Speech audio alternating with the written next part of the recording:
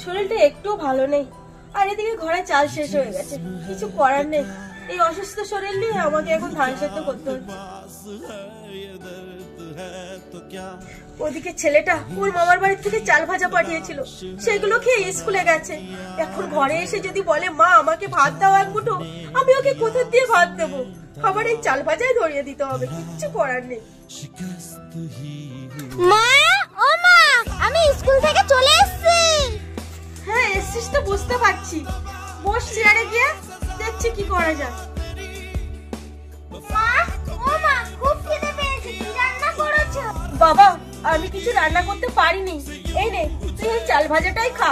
মা, এটা তো সকালে খেয়ে গেলাম, কেন দাদুদের বাড়ি থেকে ধান দিয়েছে সেটা চাল বানাওনি? না রে বাবা, চাল বানাতে সময় লাগে, তুই এটা খেয়ে নে, আমি কিছু একটা ব্যবস্থা করছি। ঠিক আছে।